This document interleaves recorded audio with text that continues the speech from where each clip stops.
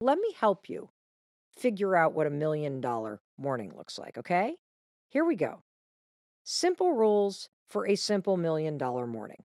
Number one, when the alarm rings, get your ass out of bed.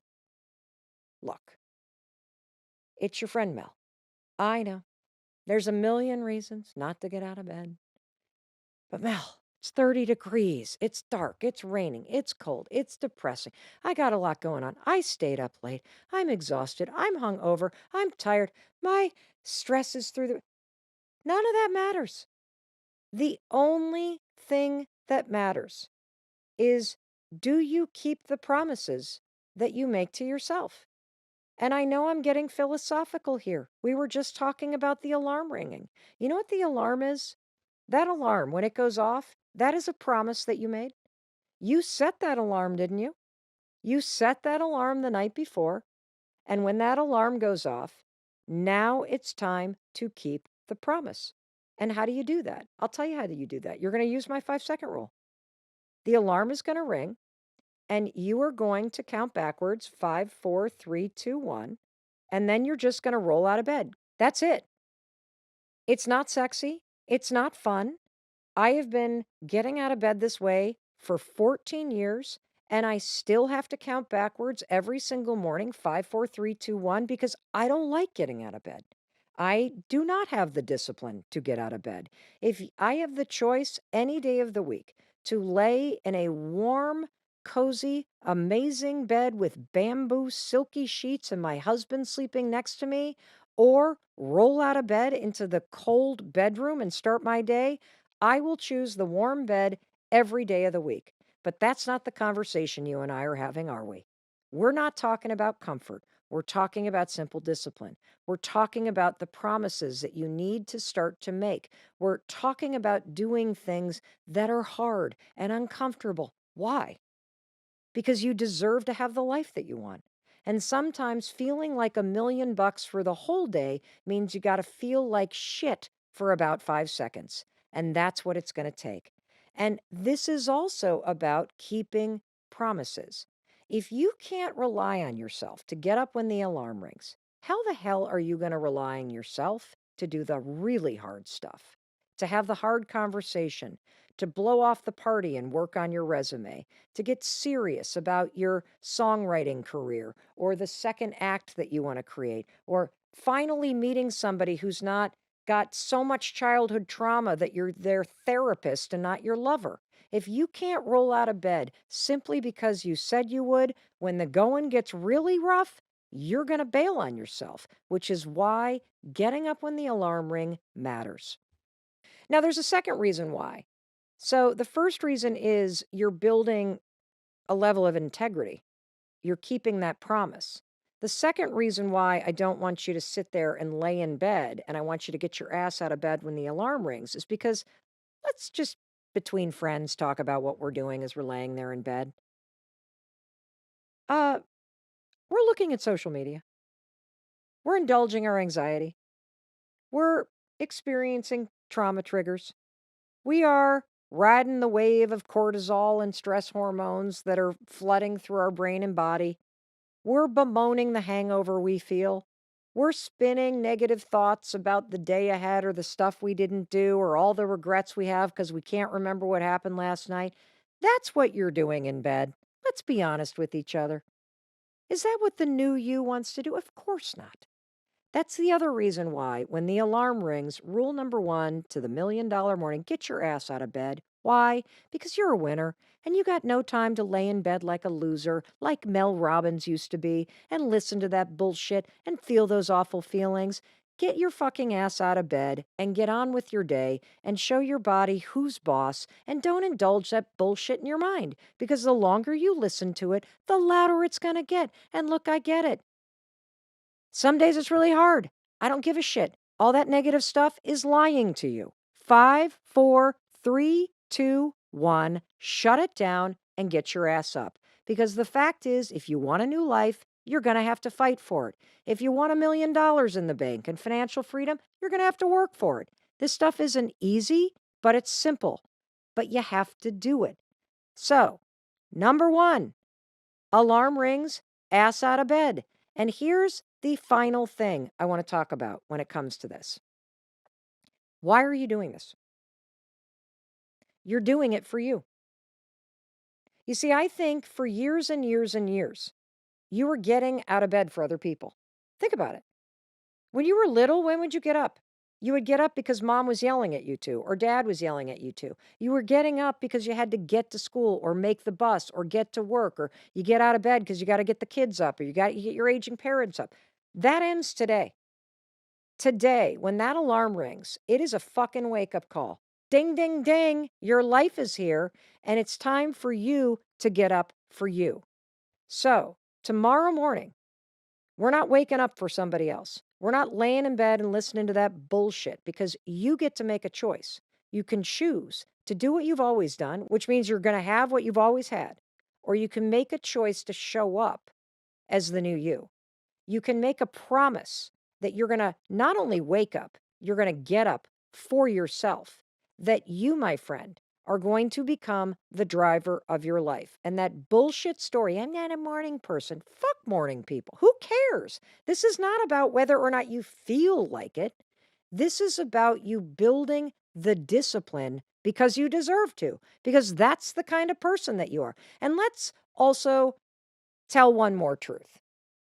If I needed you, you would get your ass out of bed for me. If somebody that you loved needed you to set that alarm an hour earlier because they needed a ride to the airport or they needed somebody to go to a doctor's appointment or heck, they just needed you to be there for them, you would do it. And so today, starting today, I want you to do it for yourself. And if you can't do that, then let me tell you the science. Okay? You want to know the scientific reason why you should never hit the snooze button? Let me hit you with some neuroscience here. 2 words: sleep inertia. That's right, sleep inertia. When you hit the snooze button instead of getting your ass out of bed, you mistakenly create a condition in your brain called sleep inertia. Sleep inertia is a state that your brain gets trapped in for 4 hours after you hit the snooze button. Because here's what happens when you hit the snooze button. When you hit the snooze button, you're awake. And as the alarm turns off, your brain then drifts back into sleep. And here's the thing that researchers have figured out. When you drift back to sleep after you've woken up, your brain starts a sleep cycle. And sleep cycles take 75 to 90 minutes to complete. So when that alarm goes off again in 9 minutes, and you're like, oh my God, like, have you ever noticed you're like in deep sleep when you drift back to sleep? That's because you're 9 minutes in to a 75-minute sleep cycle.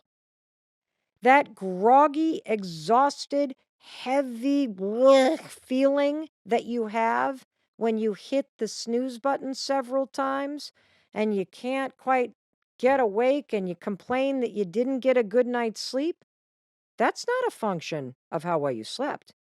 That's you and me being an idiot for hitting the snooze button and putting our brain in a state of sleep inertia. Because when you hit the snooze button, your brain is now freaking trapped in a sleep cycle. And it takes your brain, based on research, about 4 hours to get through that groggy ass feeling. So, the most productive period of the day, which is the first 2 hours after you wake up, it's when your brain has the highest speed of processing, it's when you're the most alert. You just flushed the best 2 hours of brain power down the frickin' toilet because you hit the snooze button. Why am I so passionate about this? Because I wasted years of my life doing this. I was a chronic snooze button alarm hitter. I was also a chronic all-nighter puller in college. I was chronically late with deadlines. This was prolific in my life. I would always complain about not getting enough sleep. The truth is, I lived in a state of sleep inertia. So take your power back. Whether you're inspired by the science because it's just kind of stupid to do this to yourself once you realize that this is what happens, or you're inspired by this idea that wouldn't it be fucking awesome if instead of waking up feeling obligated to the rest of the world, I took my life back and I started waking up for myself. I started seizing the day. I started seeing that alarm as more than alarm. It is a wake-up call for the rest of my life. So rule number 1 for $1 million morning. 5, 4, 3, 2, 1. Get your ass out of bed because you, my friend, have a lot of cool stuff to do. And that brings me to rule number 2. Rule number 2 of the $1 million morning. You ready? Because you deserve to feel like $1 million. You're going to make your bed.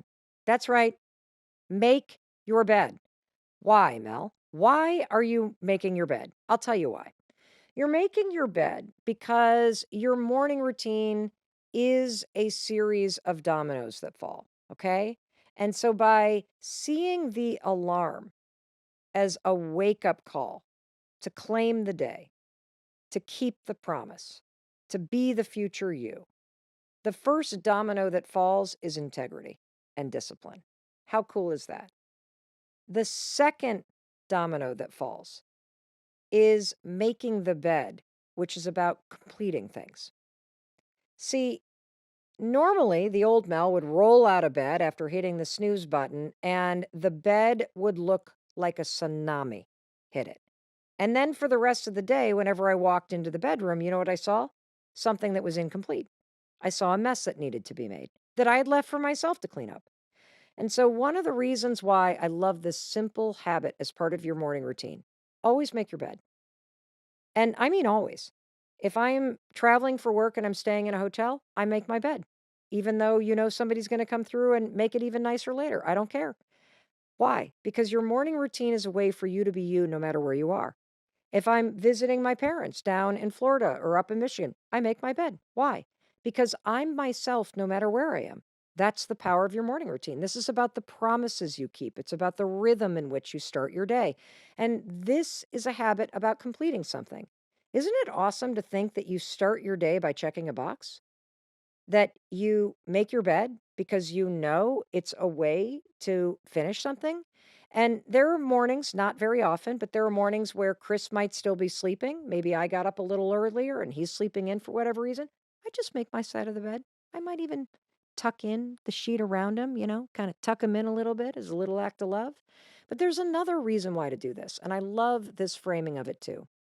Because making your bed is a way to give the future you a gift. Later on, you're going to walk into this bedroom and you're going to lay down and you're going to dream. And isn't it awesome to walk back into this bedroom tonight and there is a beautiful bed made for you, a beautiful place for you to lay down tonight and dream? A little gift from the morning you to the evening you to say you deserve this. It's also a gift because if you walk back into your bedroom, you've already taken care of it. There's nothing to do. There's no mess that's been left for you to clean up. You have left this gift of getting it complete. And that helps to build consistency. And I also love it because it doesn't matter where you are. You can do it wherever you are. Just amazing. And that brings me to rule number 3. We're going to hit the pause button. We're going to hit a word from our sponsors. I love our sponsors because they help me bring this show to you at zero cost. And then I'm going to come back and we're going to talk about rule number 3 of your $1 million morning. Hey, it's Mel, and we're talking about a $1 million morning routine. And you deserve that, my friend. So, rule number 1, alarm rings. It is a wake up call. Your life is waiting. Get your ass out of bed. You got stuff to do. Rule number 2, we're going to make our bed because this is about a series of promises that create a positive domino ripple effect to start your day. And rule number 3, high five habit, baby. You got to get in that bathroom after you brush your teeth and high five yourself in the mirror. Now, I did a whole episode about this, but I'm going to explain it for those of you that are brand new. Here's how we're going to do this. Right after you brush your teeth, and we're going to do it after you brush your teeth because this habit should be paired with something that you already do and you don't even think about. That's called habit stacking, and it's going to help you encode this habit, which is a habit of encouragement, a habit of optimism, a habit of momentum and motivation, a habit of self love, of self confidence. This is an incredible science backed 1 2 punch that all comes down to simply high fiving yourself in the mirror. So, you brush your teeth. You better brush your teeth. I don't even have to say that as part of your morning routines because please do not go out into the world with dragon breath or yellow carpet on your teeth. We're not doing that here on the Mel Robbins show.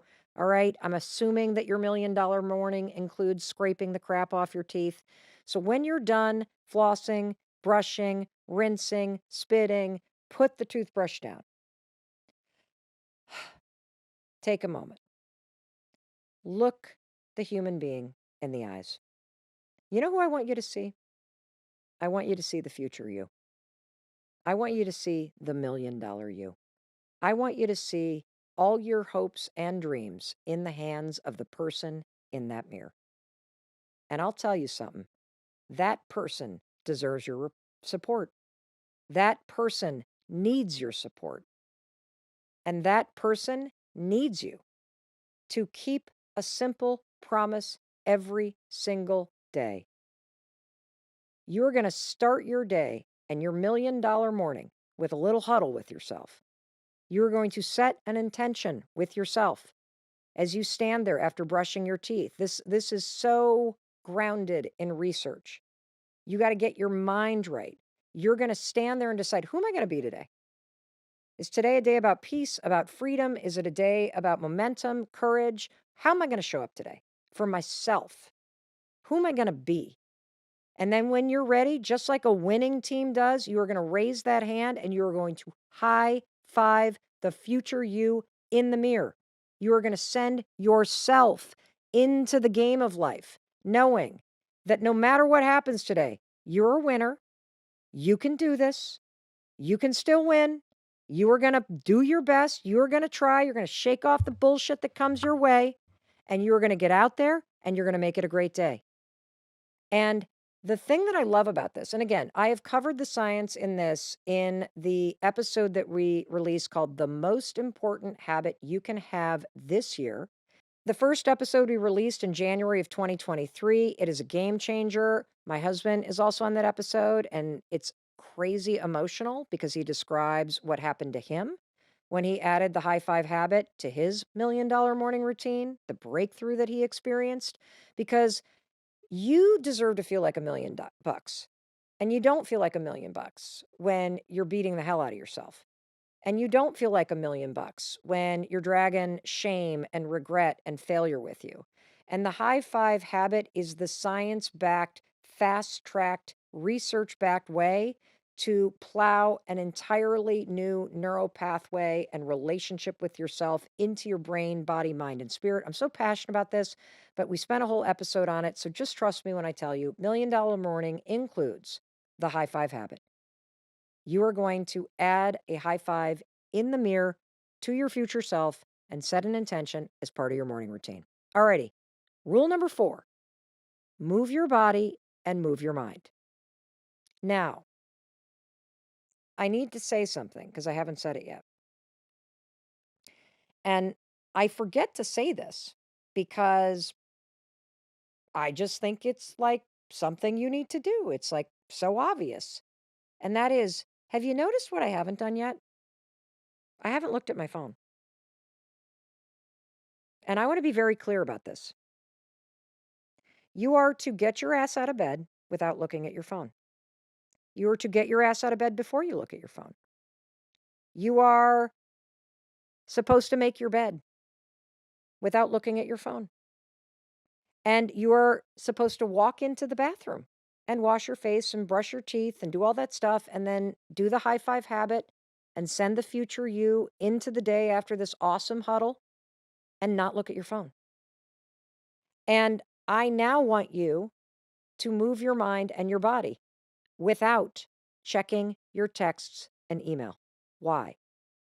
Because the second you pick up that phone and you look at a text or an email, you have now put the entire world in front of you. I want you to stop and think about how many people follow you online, even if it's just a couple hundred people on Facebook. Would you want them to walk into your bedroom every single morning? No, of course not. Would you want them to walk into the bathroom as you're standing there without underpants on, brushing your teeth? No. Then why on earth are you letting them do that by looking at your phone? Because that's what you're doing.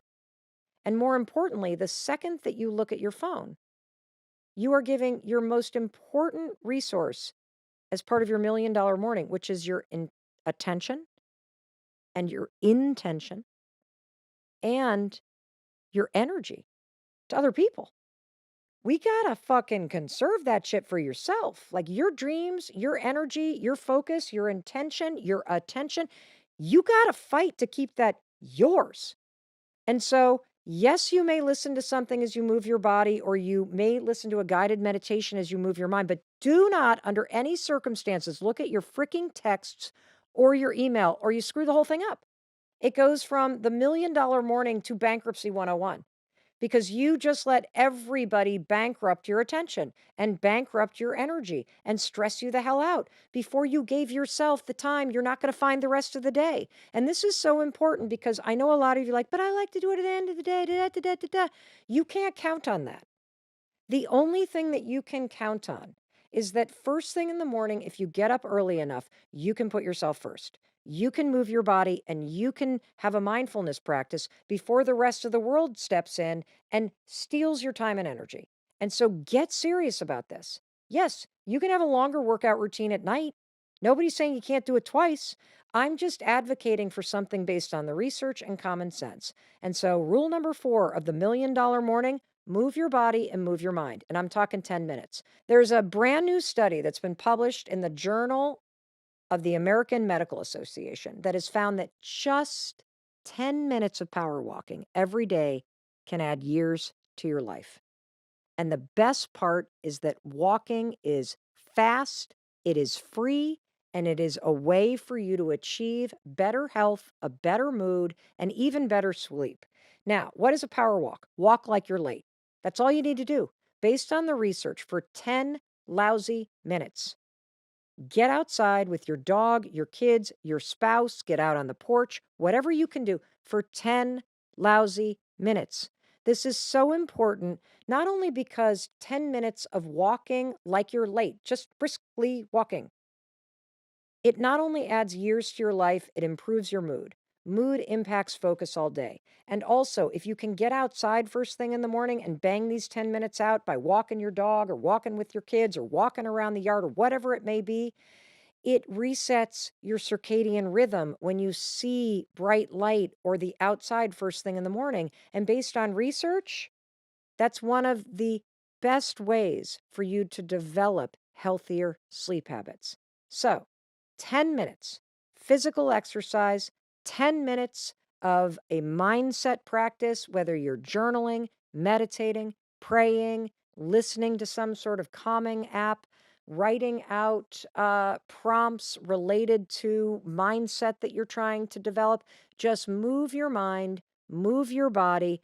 All you got to commit with the mind is literally a minute. That's it. You're done. And bada bing, bada boom, you have put your mind and your body and your spirit first. And don't look at the phone yet. Don't turn it on the TV yet. Don't check email yet. Because rule number 5, and this is what will make you $1 million.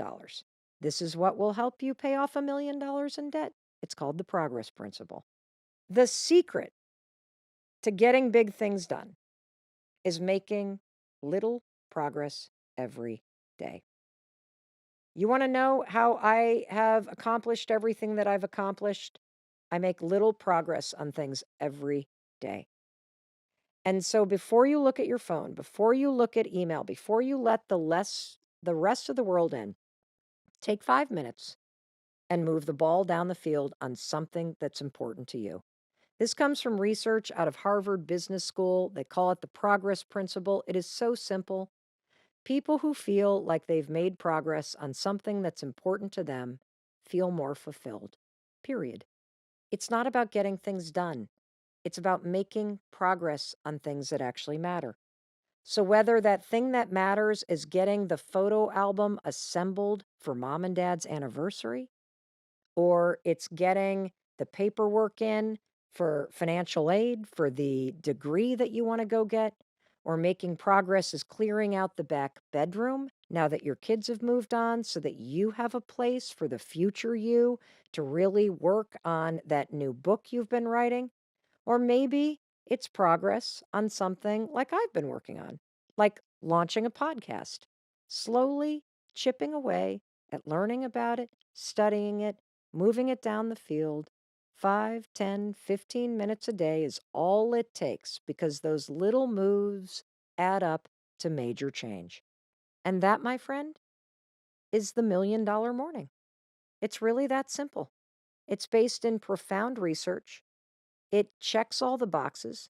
You can add anything you want to it, but what I love about it is no matter where I am, whether I'm home in southern Vermont, or I'm visiting my parents, or I'm visiting a friend, or I'm sleeping on my daughter's couch in Southie, or I am staying in a hotel, this simple series of 5 promises, it makes me feel like me.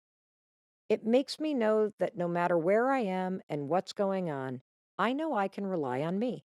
Because every single day when that alarm rings, I keep that promise to myself. I wake up, I roll out of bed, I get started, I get my ass out of bed. I do not look at my phone. I do not look at my emails. I do not check my texts. I do not look at social media. I wouldn't dare do it because it's not part of my $1 million morning. I then go and make the bed. Why? Because it makes me feel like $1 million. I'm just that kind of person, you know?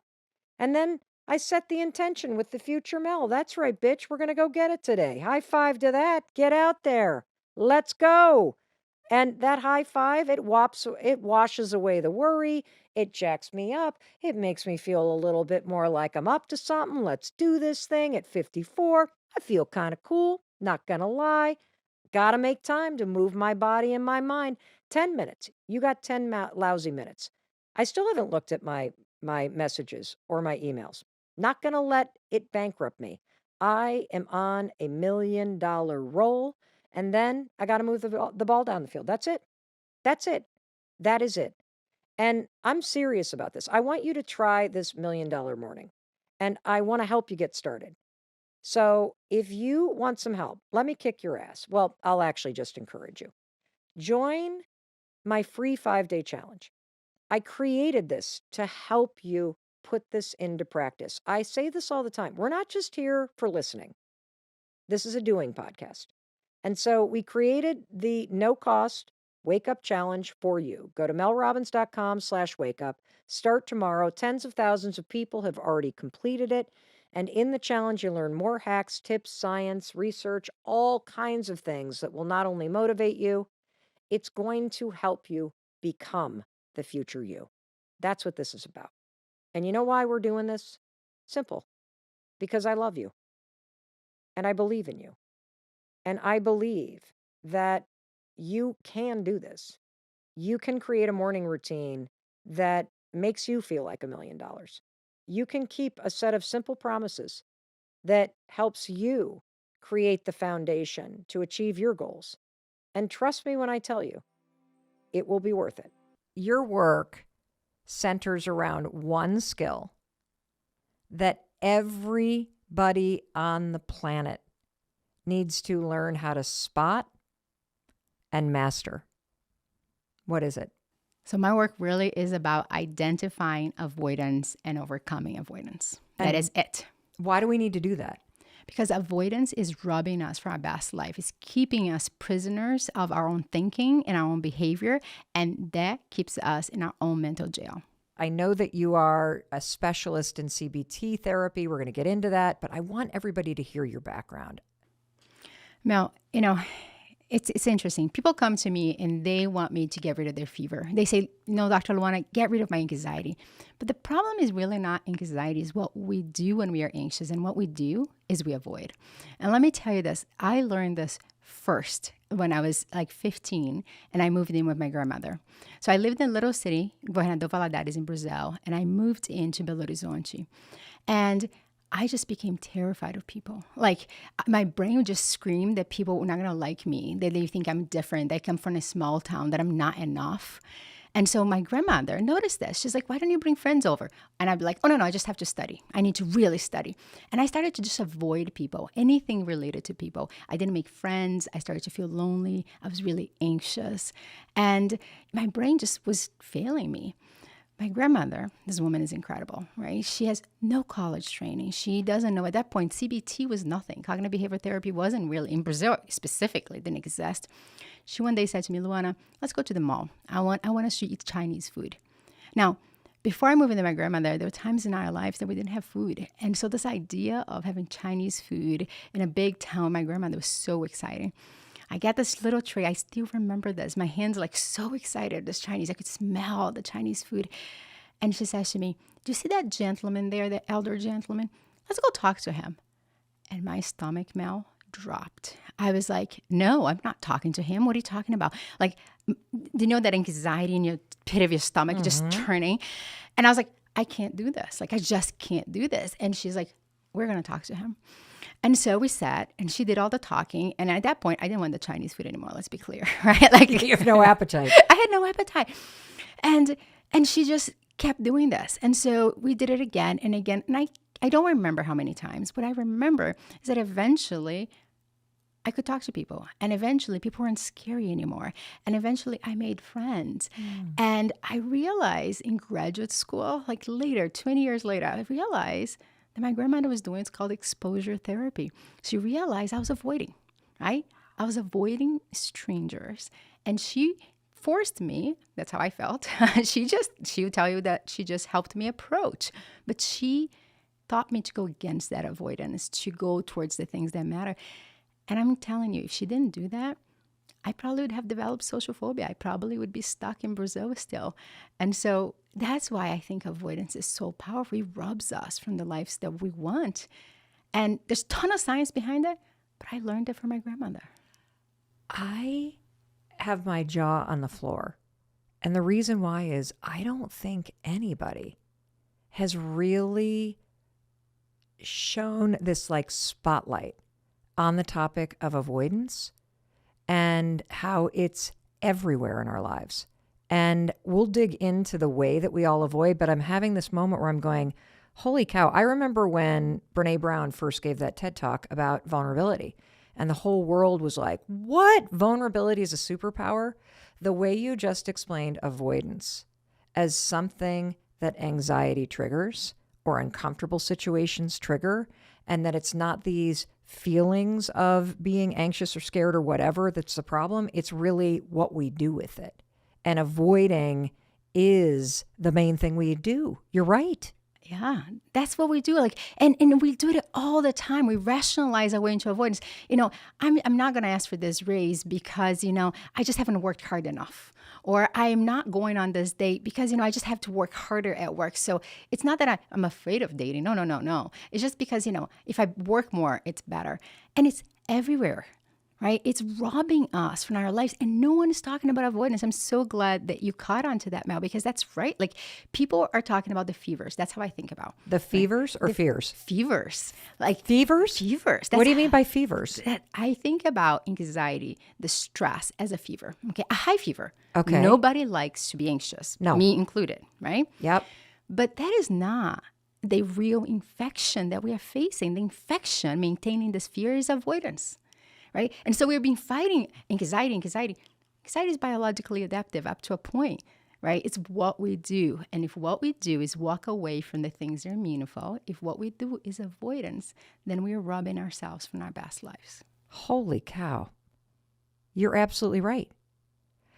I'm just going tick, tick, tick, tick, tick, tick, tick, because there's somebody really close to us and our family who has had this massive uptick of anxiety happen. And it has been so debilitating that this person has actually taken an entire week off of work. And I've been thinking that's actually the opposite of what you should do. Mm-hmm. Because if you are scared that you're going to have a panic attack at work, so you don't go to work, you're making the anxiety bigger than you. Avoiding that thing or avoiding the situation that may happen makes the fear bigger. That's exactly right. This is a great example of this person because the instinct, and it's biologically driven, right, is to go away. So you start to worry about having a panic attack. I've worked with lots of people that have panic attack. And so your work, you have this horrible panic attack. And then your brain basically now is saying, well, work can lead to panic attack, so I'm going to stay home. But what you're doing is you're actually training your brain to be scared of work because now you're linking work with a panic attack. And let's be honest, there was no link there. Correct. Right? Panic attacks can come out of the blue. But then if you take a whole week out of work, then what are you doing? You're basically trying to take away anything that is potentially going to trigger anxiety. But the minute you step out of your house, you can't avoid for long. Right. You're going to come out with a baseline anxiety so high that now you're almost guaranteeing that you're going to have a panic attack at work because you've been so afraid of it, right? You're inducing that fight, flight, or freeze. The opposite of avoidance is approach. Now, just do it the way Nike tells us to do. Right. Doesn't work with anxiety. You can't tell somebody that's having panic attack, just go work, right? But can you drive towards work? So you're not going to work for a week. Okay, I'm with you. Yep. Okay. I've been in this boat too, where Right. the anxiety's been so debilitating that I've actually had anxiety so bad that it built and built and built and built up inside me when I was a second-year law student that I convinced myself that there was no way that I could get on a plane and go to Albuquerque, New Mexico, where I had landed a summer job, and be able to live and work on my own. And I talk about avoidance. I called that law firm and told them that I had had a family emergency and I had to not come. This was 2 days before I was supposed to get on the plane. Oh, wow. And so I have done this over and over and over and over again in my life. And I can't wait until you unpack all the forms of avoidance. But you're right. You do link up this act of, oh my gosh, if I just don't do it, then I'm going to be okay. But you actually make it worse. That's exactly. I wish I knew you then. Because, see, there's two pieces of avoidance that we're talking about. They're beautiful, right? The first one is the perception of threat, right? You've flown many times before in your life, but now your brain convinced you that that flight was a threat, a perceived threat. It's not a real danger, it's a perception. Yes. Right? And so then the long-term cost of avoidance, the prices that you pay. Think about this. You did not go in a summer internship that I bet you worked really hard, Mel, to get. Yeah. I imagine that was like a big ticket. And your brain just in that moment said, playing equals lying, not going to do it. And then we have to find a way out. So you created an emergency. And that's avoiding. You've retreated. Like you avoided by retreating from something that was so meaningful. Yeah. Yeah. I've done that over and over and over again. I think that's why I feel so just sad for this person in our life who is doing this right now. Because I'm thinking to myself, this is going to create the opposite impact. So you said that your grandmother forcing you to just, go to the mall and sit with that person. And slowly she was doing what you now practice, which is exposure therapy. You're an expert in CBT. And you just said that experience of not being allowed to avoid something that you were scared of, but being shown that you could face it, that it changed the trajectory of your life. 100%. So what happened after that thing that your grandmother did? So after my grandmother forced me, I started to think about life. There's two things she did for me, actually. Let me just add the second one. So one was push me to approach instead of avoid. The second one was at 16, she gave me The Alchemist by Paulo Coelho to read. Yeah. Uh-huh. I'm sure you've read The Alchemist, right? And she did it because the narrative in my brain was, growing up poor, single mother, my mom fighting so hard to get us somewhere. And I should tell everybody listening to us, my grandmother was not really my grandmother. She was the mother of my stepfather who started to date my mom. And they came from a different socioeconomic status. She had a different view of the world. So she gave me The Alchemist because one day I was sitting with her for coffee and I said, I really don't know what's going to be in my life. I want to eventually pursue a medical degree or I want to do this. But my mom is never going to be able to pay for college. So what happens? And The Alchemist shifted my perspective. It How? was this idea. Well, there's a sentence in the book that says, whenever you want something, the whole universe conspires in having it. And my grandmother basically said to me, listen, you are responsible for the narrative in your brain. You can believe what your brain is telling you, or you can change the narrative in your brain. And I was like, well, she forced me to push, like, what would you want? I said, well, eventually I want to become an exchange student. Eventually I want to get to the US. And she's like, you're responsible for creating that. And somehow, Mel, those conversations, my grandmother would sit with me every day and have coffee and have those conversations. I started to believe that just maybe I could do it. That maybe I could, by approaching and changing the topic. And eventually I became an exchange student. I came to the US. I spoke no English. It was disastrous in the first 6 months. And then I wanted to stay. My stepdad is like, you have to go back to Brazil. So I went to Brazil for a year and then eventually got my way back to the US and did undergraduate and college. And every step, I have to tell you, avoidance will knock on the door. So when I tell my story, people are like, oh, it's so incredible, it's so bold. No, I was scared shitless a lot of the times. It's the bottom line. And I wanted to avoid when I was at SUNY Buffalo. My mentor was really tough on me, actually. And I wanted to apply to the Harvard internship at Mass General Hospital in Boston. And what she said is state students don't get in. And I remember sitting in my office crying as I write this application letter thinking, maybe I should just apply somewhere else. Maybe I'm not good enough. There's the narrative in your head again. 100%. And I remember that time I was like, you know what? If I don't apply, I remember my grandmother, if you don't try, you don't know. And so I applied. And so I shared this in the spirit of like, we can't get rid of anxiety. I know everybody wants to, but we can't. What we can get rid of is avoidance. That we can get rid of. And then what happens in your life when you get rid of avoidance? I'm sitting here with Mel Robbins. That's what happens. Can Well, you believe stop this? No, I just don't. I want you to know this. It means so much to me. Like, it's just the 10-year-old, I have tears in my eyes. A 10-year-old me would not believe that I'd say, oh, Mel Robbins, I mean, you're such an icon. You inspire so many. I've seen you fight avoidance in your life, maybe not with that vocabulary, but I've seen it as I listen to your books, as I see your podcast now, it's so successful. That's what happens when we don't let the narrative in our brain run our lives. You get to meet Mel Robbins, and how cool is that? Well, and I get to meet you. How cool is that? And you went on to become an associate professor at Harvard. You didn't just get the internship program in psych at Mass General. You went on to become an associate professor, a published author, the founder and chair of an incredible association around anxiety. And you're just getting started, in my opinion. Thank you. It does feel that way. It's interesting. For the last 10 years, I spent all this time in Mass General taking CBT out of the ivory tower in the streets. Okay, Right. what does that mean? So I create a program that I work with community organizations where I train paraprofessionals, so people with no education, on skills and not therapy, on CBT, but digest it as skills. For example, I work with Roca in Boston, who works with young men coming out of prison. Oh, fantastic. And Okay. I've actually taken CBT and created a training program that we can get an entire organization to cool off and apply skills in every day. So these young men are not going to talk to therapists like me, right?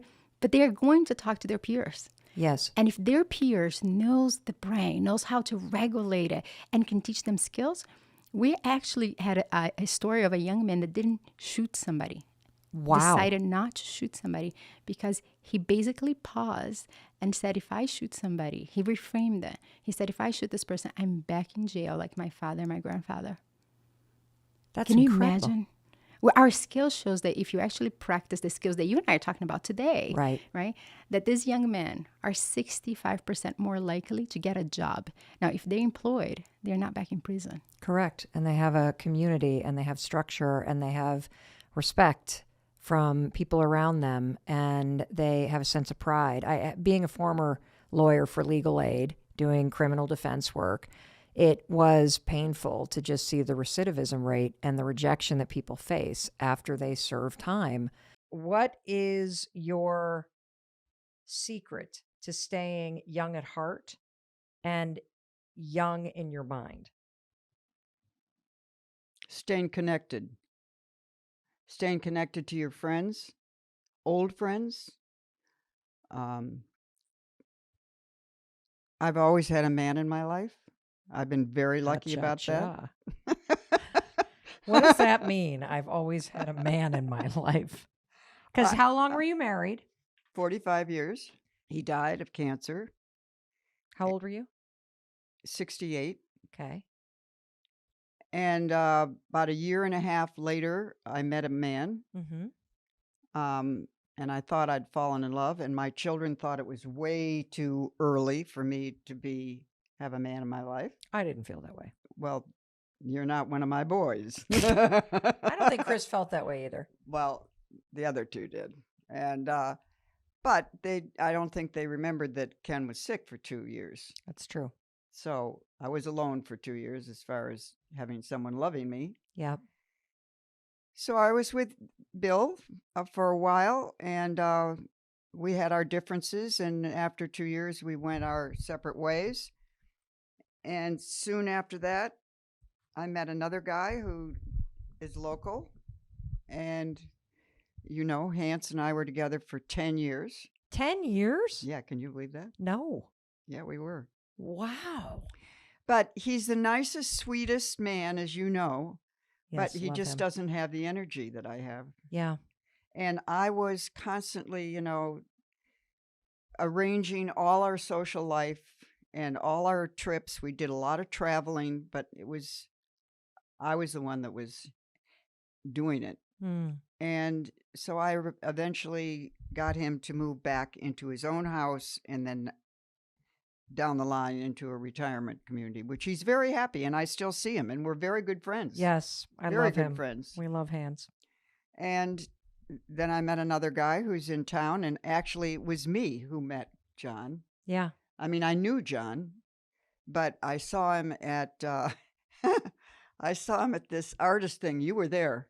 Oh, this is when I first moved here and I was Yeah. having constant anxiety Yeah. and hating my life and Yeah. thinking I'm now going to a place where people live when they're about to die. Yeah. Yeah. I didn't realize that's where you met him. Yeah. Okay. Well, I didn't meet him. I already knew him. Okay. But something else was happening later in the week. I don't know, some concert or something. And so I just went up to John and I said, "Would you like to go?" And he said, "Yeah." But he also had a girlfriend in Canada. So that went on for a while. And then he gave her up. And he picked you up. Yeah. And so we're together, and he makes me very happy. And he has a lot of energy, and he organizes everything, like going Amazing. to a dude ranch. We just got back from a dude ranch, as you know. Yes.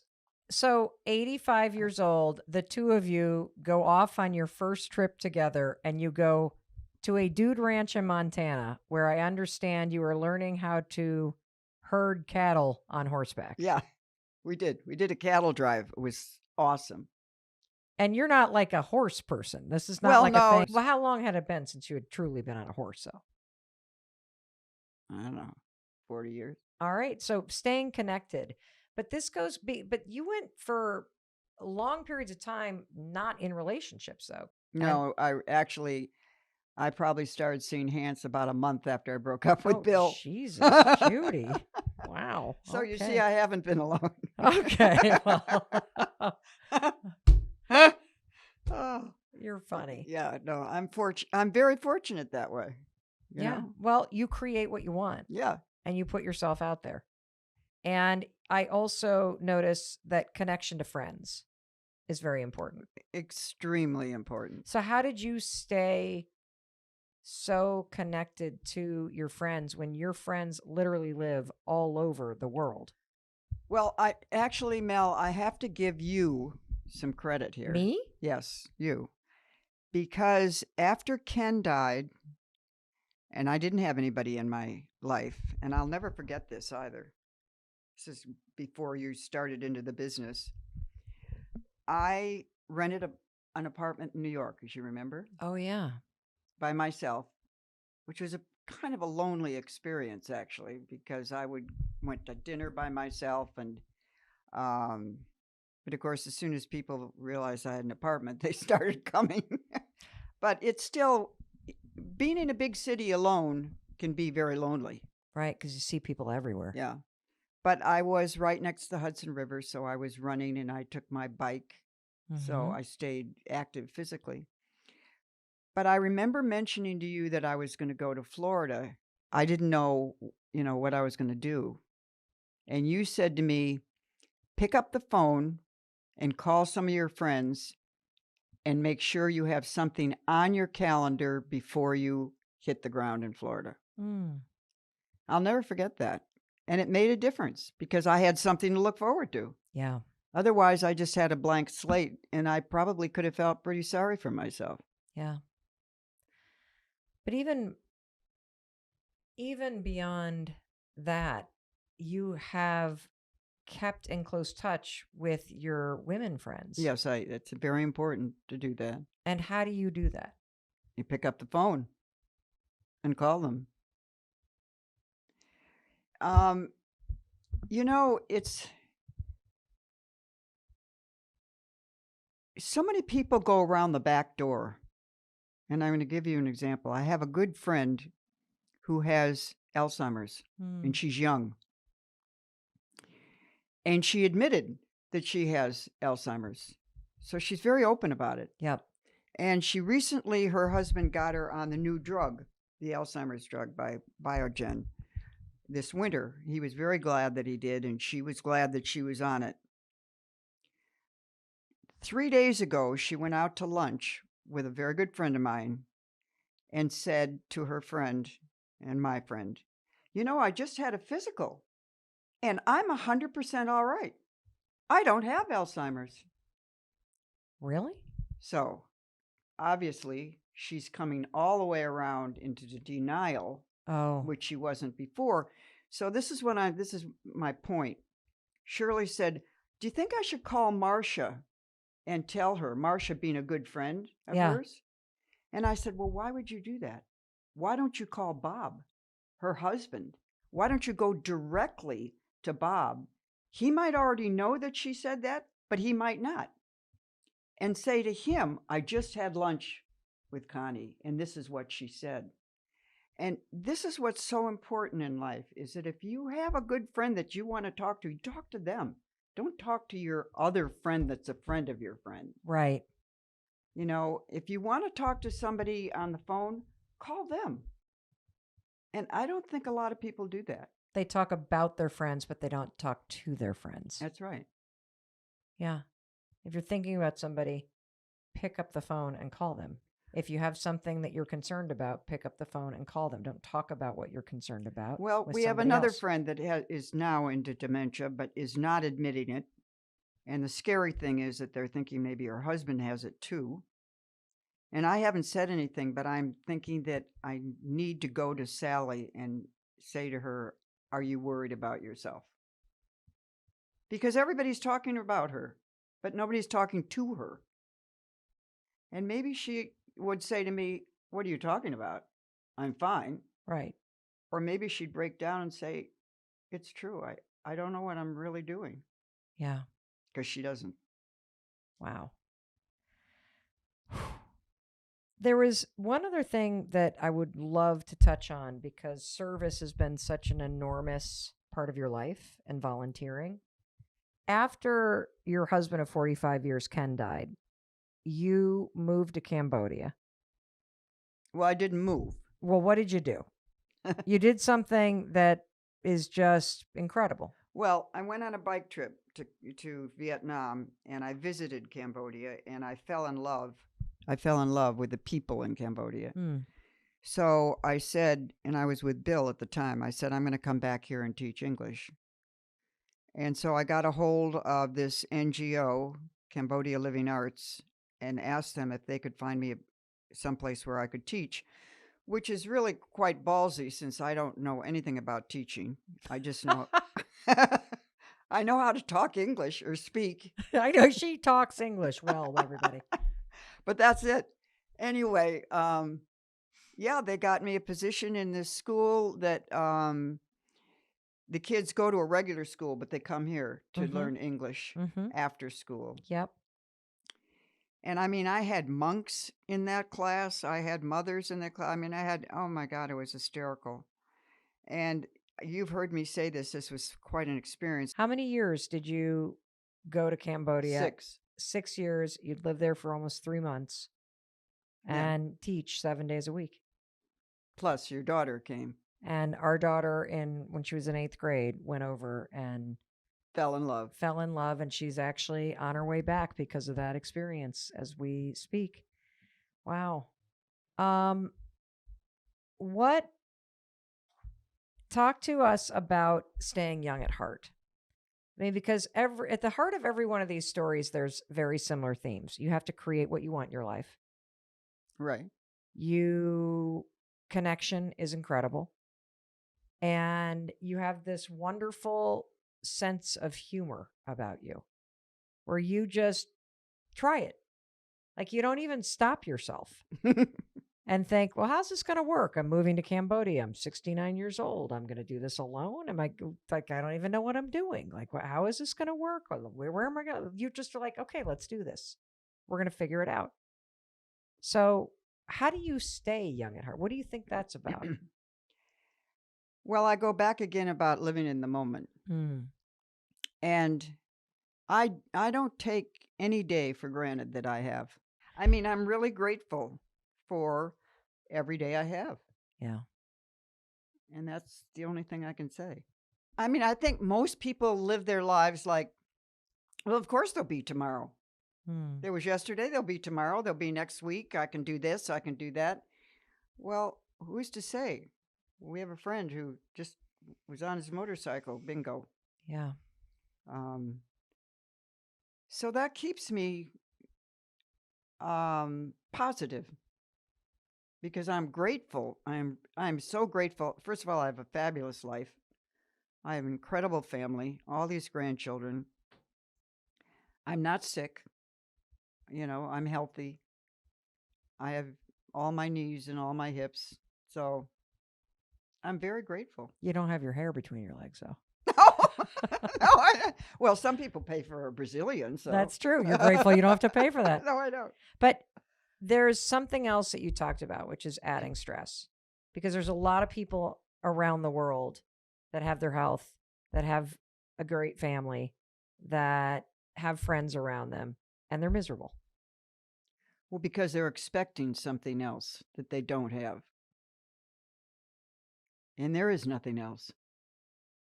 You have what you have right now at the moment and don't expect anything more. And I think people live in a lot of disappointment because they think about what they'd like to have or what their neighbor has or something other than what they have this moment. And that creates the stress because if there's something out there that you want and you don't have it, that's stress in itself. Right. Well, what's also amazing about that perspective is if you're not happy and grateful for the things that you have now, why on earth do you think you're going to be happy and grateful when you get something you don't have? And how do you know you're going to have it? Yeah, like you need to learn how to appreciate everything on the way. Exactly. And until you do that, you're never going to be happy. No. Because you're always going to be expecting something more and wanting something more and then thinking that you deserve more. And that mindset also keeps you from not only appreciating everything that's right in front of you, like the day that you have, but it also makes you, somehow it like prevents you from realizing you can create it. Like you can learn how to wake up every day and be grateful for this day and just put your head down and do the work to create what you want. Be thankful what you do have. Don't think about what you wish you had. I'll always remember, and I think this is true of every child. My mother used to say, you're going to wish your life away. Because we'd say, oh, I wish I could have. I wish I could do.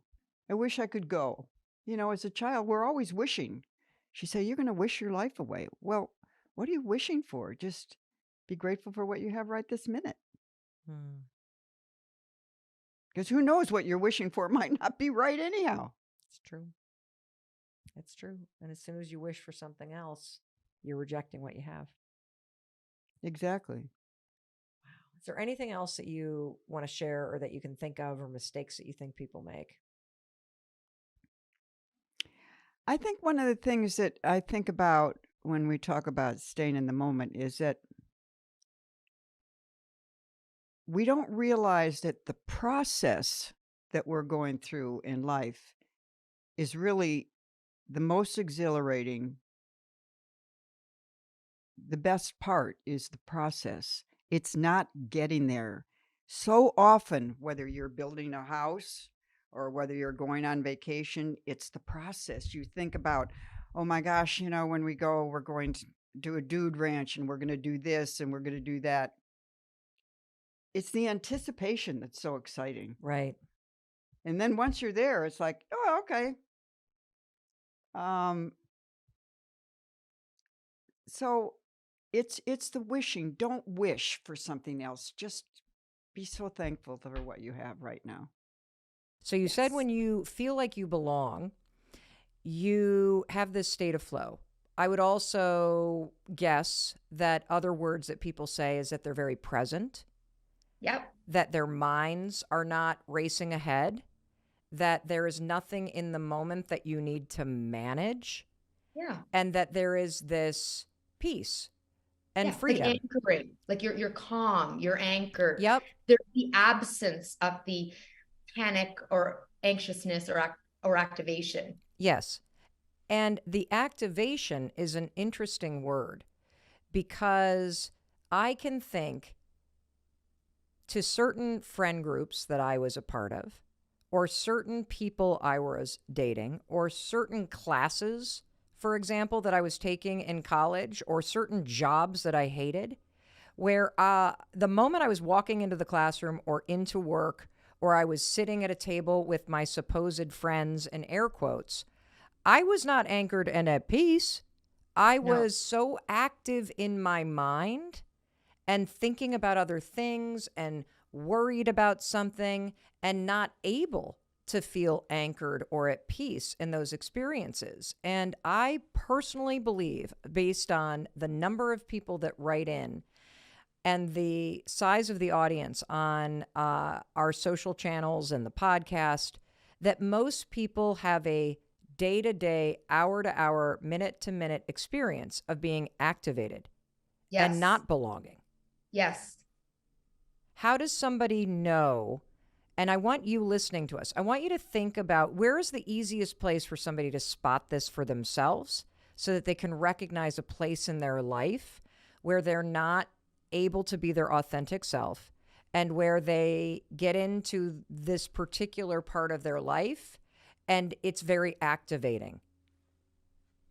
So I love this question for so many reasons. So first of all, in my book, We've Got This, I introduce this concept, which I call our core wisdom. And in fact, Mel, if you said to me, Ritu, tell everyone today, what is the number one thing that you did to bring more belonging and authenticity into your life, to bring more ease and joy and flow and peace into your life? Yes. What was that? Ritu, tell us the number one thing that you did to bring more joy and ease and peace into your life. I can pick up what you're putting down, woman. So tell us, because I want to know. And by the way, I'm a work in progress, everyone. Before you think like, oh wow, Ritu like really has it all figured out and her life is like perfect and whatever, I would tell you like my life feels like it's a fucking mess all the time, and I'm like constantly feeling overwhelmed and. However, I am always anchored to who I am. Like I often will say, here I am anchored. The good swirls around me, the bad, the ugly, everything is swirling around me, and I am anchored. And why? The number one thing that I did to bring more authenticity, belonging, and joy into my life is cultivate what I call my core wisdom. What the hell is that? Yeah, right. Good question. So our core wisdom is the inner knowing that pushes us to tune into ourselves and say to ourselves, in any situation, any interaction, any moment we're in, whether it's a moment of joy or a moment of feeling stressed or a moment of deep pain, whatever it is, we tune in and we say to ourselves, What's my mind saying right now? And in a moment of joy, we'll be saying, oh, I feel so good. This feels really good. Or I really like her. Like, for example, right now, I'm really enjoying this. But in a stressful moment, it'll say, oh my God, I'm such a loser. See, I'm always a loser. And I can tell he's judging me. And this is why I shouldn't speak. And no, don't speak. And I knew you didn't like me. So we hear the narratives in the head, in the Okay. mind. We hear the voice. Our core wisdom also pushes us to say, what am I feeling in my body? So let's go back to what I was sharing earlier. Belonging is a feeling. A lack of belonging is a feeling. What is the difference between fitting in and actually being who we are? You'll know the difference based on what your body is telling you. So our core wisdom says, in this moment, in this experience, what is my body feeling and sensing? And we start to tune in, we feel the stress in our chest, and we'll feel that we're starting to sweat, and we'll feel the heat on our face. And then coupled with the negative narratives in our head, like you're a loser, you suck, see, don't speak, don't be who you are, they're going to judge you. We hear all of this and feel all of this happening. And in that moment, we leap into using our core wisdom strategies, which include, oh no, negative inner saboteur, I'm not going to let you talk to me that way. And we have our affirmations or our mantras, our self-coaching ready to go, because we're like, no way, Ritu Bhasin, stand in your power. Ritu Bhasin, speak. Or my favorite thing, Ritu Bhasin, you've got this. If you don't speak, who will? So then my affirmations and mantras start going, but then my body is still activated. Yeah. So then I start doing my deep breathing work in that moment. And I start this deep breathing. I take my hands, I rub it on my thighs, or I put it on my chest, rub my fingers. I feel the tears coming up and I say, cry, let it out, let it out. Oh, you don't want to do it right here because they're watching, you don't feel comfortable. That's okay. Come back to this later. It's called emotional release or emotional discharge. Goes back to the activation. When we feel like we're being judged, what's actually happening in the body is that as human beings, we're animals and we're governed by our nervous systems. All day long, our nervous systems are clocking for harmful things in the environment. Back in the day, although for some people, I think maybe you, Mel, given how your early morning hikes, we're clocking for bears and forests. Okay, most of us are not clocking for bears and forests. What's happening is, oh, see, you didn't say my name right. Or you rolled your eyes when I was speaking, or you raised your eyebrow when you saw what I was wearing, or you keep interrupting me, or I hear the tone in your voice when you're talking to me versus talking to him. Whatever it is, those disrespects, those hurtful things that we're clocking, the body intakes as attacks. It's not the same as being attacked by a bear, but it doesn't matter. The body's like, see, you don't like me. And that's what causes this activation. And when this is happening, energy is generated in the body, which could show up as trembling, shaking, because we're so shocked or we're so upset, could be tears. But the problem is, as humans, we override. And so what happens is the surge of energy comes up, the activation, the tears want to start. We want to start shaking, trembling, let out a moan or a cry. But we say, no, don't do that because you'll be judged. And then we push those sensations down. Our core wisdom says to us, come back to it. So for example, I literally, after I've had a stressful thing happen, or I'm grieving right now because my mother is dying of Alzheimer's, I have all day long, I feel the grief. And I'm like, no, you're at work, keep going, keep going. But I come back to the moment later in the evening and I'll take my memory back to my mom or whatever has happened during the day that's difficult. And then I'll put on my music, my calming music. I'll feel the tears come up and I let the tears out and I cry and let it out. Why? Because I don't want that energy to be trapped in me. But the other thing I'll mention here, as it ties to our core wisdom, is that I also do this with joy, because I feel like for a lot of us, we have capacity, or we spend a lot of time with the pain. And what we're not doing enough of is spending time with the joy. And joy isn't just a mind thing. Oh, this is so nice and I'm really enjoying this. And isn't this experience with my family pretty and nice? It's the actually feeling it in my body. And then the very last thing I'll say about core wisdom is that, first of all, it can be developed. The more we do it, we develop it. It's like a muscle, of course, is that we want to develop our core wisdom so that we build more settled nervous systems, so that we are more settled, so that we're less likely to be activated. And when we are triggered by the horrible shit that happens to us, we're able to address it. And so there, like many experiences of life, there is no blue pill or red pill that we can take and like, oh, look at that, instantly I am healed. It's not like that. It's a journey. But the better we get, the better and better we get, the less rattled we are and the happier we are, or more joyful. Genuine gratitude is one of those things that you and I need in our toolkit. And if we're doing it wrong or we're engaging in toxic gratitude, we are not getting the benefit of genuine gratitude. We are also using something that could be a force for good to be a force for bad stuff to happen in your life. And so we're going to end that today. And the way that we're going to begin the conversation, though, is we're going to begin with a story, okay? Because this morning was freaking crazy. I came down to New York City yesterday and stayed the night because I am really excited that the Mel Robbins podcast was selected by Good Morning America as their podcast of the month. So we come down from Southern Vermont. We spend the night in a hotel. I am sound asleep. And at 3:48 in the morning, the freaking fire alarm goes off in the hotel. And it's so loud. It's like, "Roar, roar, roar." And my first thought was, is it already 6:30? Because that's the time that I had set my alarm for. And then I realized, oh my gosh, it's the fire alarm. And in my elementary school education, we went through fire drills so often. I don't know why we did, but there were constant fire drills. And how many times did you have to stop, drop, and roll? Like, I literally thought stop, drop, and rolling was going to be a skill that I would use all the time in my adult life. So immediately, elementary school Mel takes over. And it's as if the principal was coming over the loudspeaker, and the hotel management is like, "Attention, ladies and gentlemen. We have detected that the fire alarm is going off. We are investigating. The New York City Fire Department is on its way. Please stay in your room and await further instructions."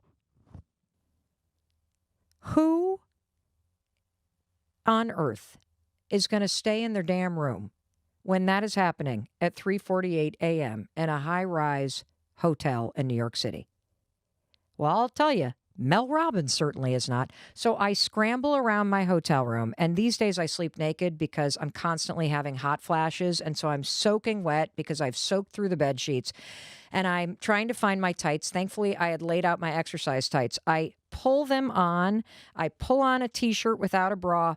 I put on my sneakers. I put on my favorite necklace, and I run out of my door. Now, I do not get in the elevator because I have had training as an elementary school student that if you're ever in a fire in a building with an elevator, you do not get into the elevator.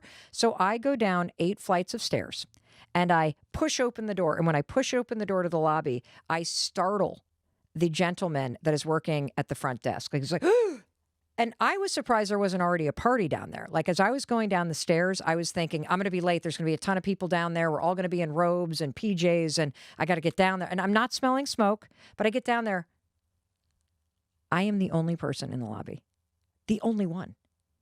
Out of an entire New York City hotel, there is one person in the entire hotel who has decided to leave their room, and it is Mel Robbins. The fire trucks show up, and as the fire trucks show up, it was really cute. A family of 6, they had gotten up too because they had their kids in strollers, and I could tell they had gotten up in a hurry because shirts were inside out and their shoes, they you know when you put your shoes on really quickly and you have to like slide your feet in and you stamp your heel down and they flatten your shoes so they become almost like mules instead of sneakers. All 6 of them had on shoes like that. And then as the fire truck, the firemen start walking in, a second couple come down, tourists from Australia. And it was at that moment that we heard the manager go, "Attention, attention, this is the hotel manager. Everything is okay. It's a false alarm. Thank you for your patience. Good night, ladies and gentlemen." And that was it. So I get in the elevator. And I look in the mirror in the elevator, and you want to know what? It's now like 4:06. I'm wearing my exercise tights, not only inside out, but backwards. So the label is right on my stomach, facing out, and my t-shirt is inside out and backwards. Okay. Thankfully, nobody was in the lobby to notice. So I go back to bed. Now, what happens next? Well, my alarm goes off at 6:30, but I'm such a daze that I don't even know if I heard it. I don't know if I heard it and turned it off. I didn't even remember waking up.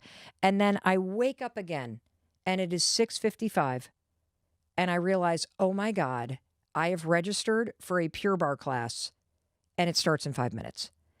And Amy, who is my colleague, is probably waiting for me in the lobby.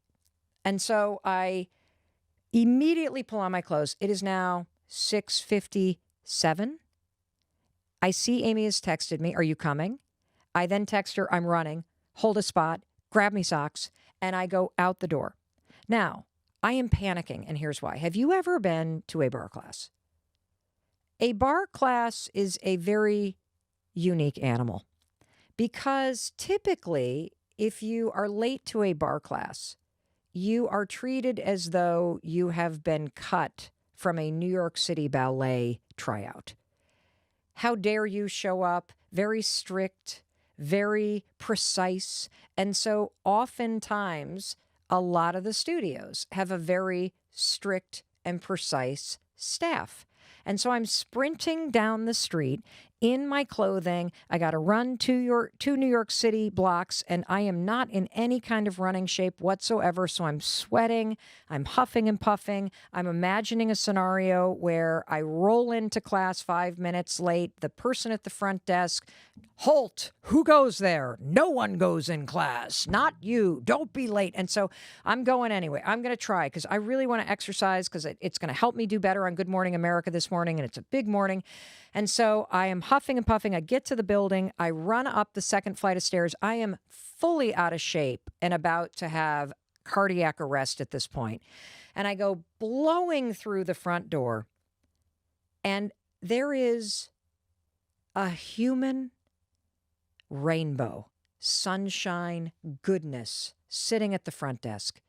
And I will add that if JVN, from Queer Eye, if he had a doppelganger, is sitting at the front desk.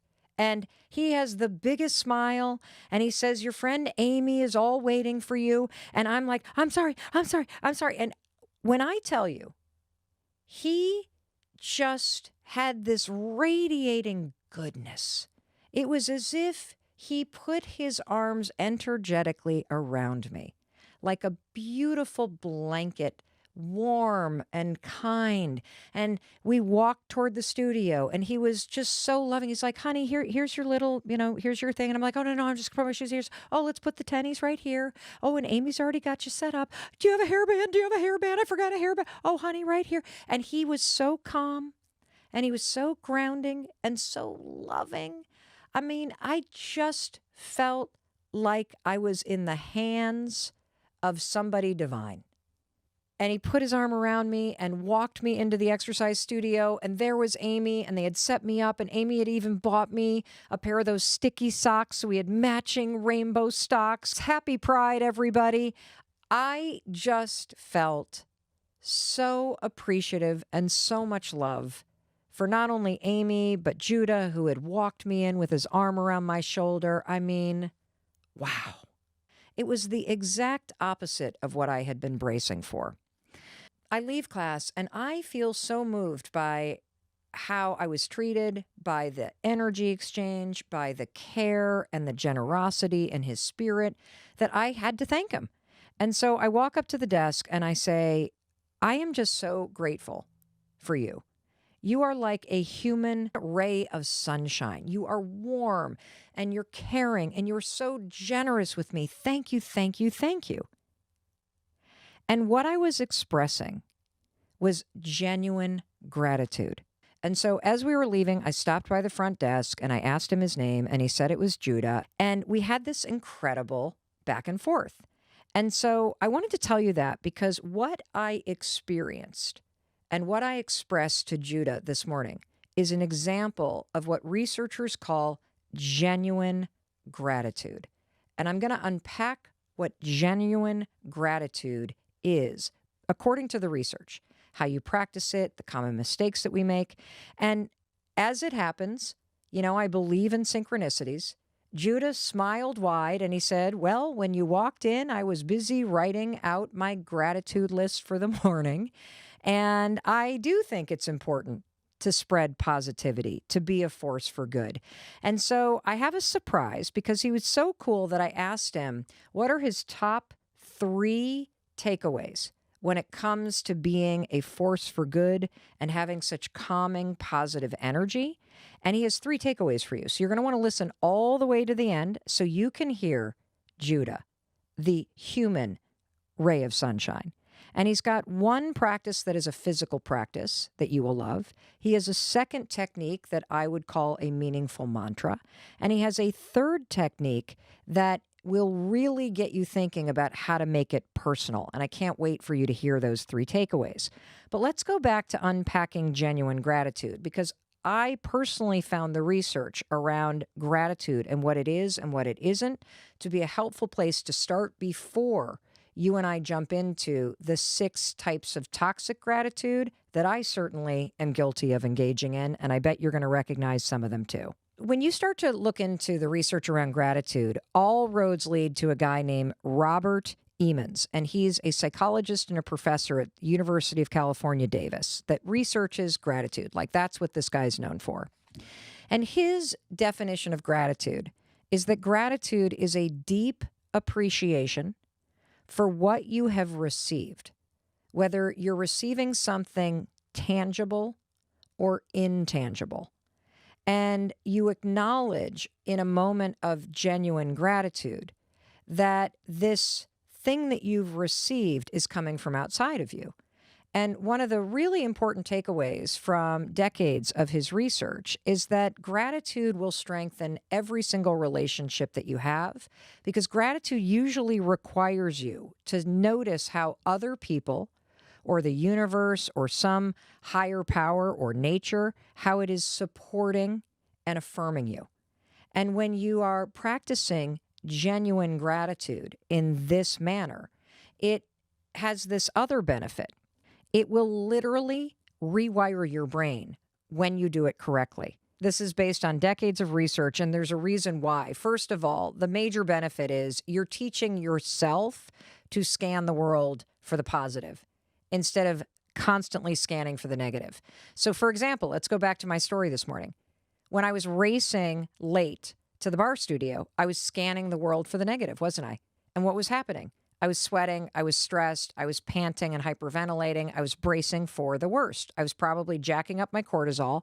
I was reaffirming a negative experience, which created a negative experience in my body.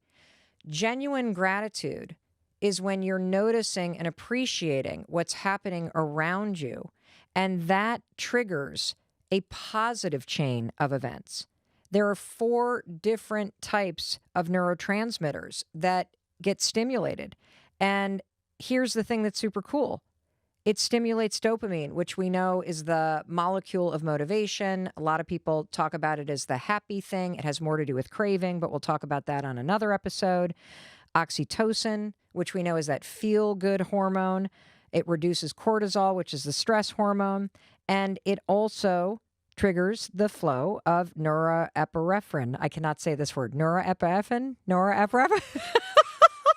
You know what I'm talking about. It's the energy hormone, and I cannot say it. Thank you, dyslexia. And what happens when all of these feel-good hormones and the neurotransmitters like dopamine, oxytocin, and norepinephrine, whatever the heck it's called, you still love me, you feel calmer, you feel brighter, you feel more focused, which in turn makes you feel healthier. It makes you feel happier. It helps with decision making. It helps you with focus. And so there's such a profound chain reaction that happens in your mind. And the second that I started to feel this wave of appreciation toward Judah and how he was taking care of me, I was expressing and feeling genuine gratitude. It did shift how I felt in my body. I did feel calmer. I did start to focus and feel more focused on the positive about the class. I felt a deep level of connection to this person that I had just met seconds ago. And that is the benefit that is available to you. And there are 3 specific ways, based on the research, that you can turn on this incredible, genuine gratitude effect in your life. The first one is when you use genuine gratitude to look backwards. So you use it in a past base. And we talk about this a lot on the Mel Robbins podcast. You look backwards at the lessons in your life, right? So you're looking at a negative or challenging or heartbreaking situation. You acknowledge the negative and challenge and heartbreaking thing that happened to you. And then you see how it shaped you. And you feel this wave of calm take over, so that the genuine gratitude and the lesson that you see, it's almost like, back in the past, there was this massive mountain in front of you. And now that you look back with gratitude, you can see that the mountain is behind you. And you see everything that you gained from scaling that mountain. And you know how hard it was, but you can stand in genuine gratitude now that you look back in the past. That's one way that you reprogram your mind. Another way is the present. We just talked about that with the example this morning. As it was happening, the warm smile, his tone of voice, how calming his energy was, how inviting he was treating me. In the present, I was claiming and naming the fact that this blessing seemed to be happening for me in real time, and I let the positive energy wash over me. And then finally, you can use this same genuine gratitude practice to scan the future.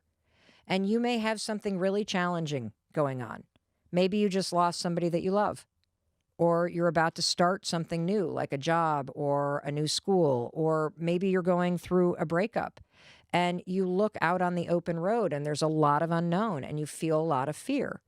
You can harness genuine gratitude in that moment, not to wipe away the fear, but to help lift you up and balance it out, knowing that with the right attitude and with the right actions, you will be able to face this next mountain in front of you and scale it, and it'll be behind you, even though it's going to be a challenge to climb it. That's how you can use it. Hey, it's Mel. Thank you so much for checking this video out. And if you like this one, I have a feeling you're going to like this one too. I'll see you there.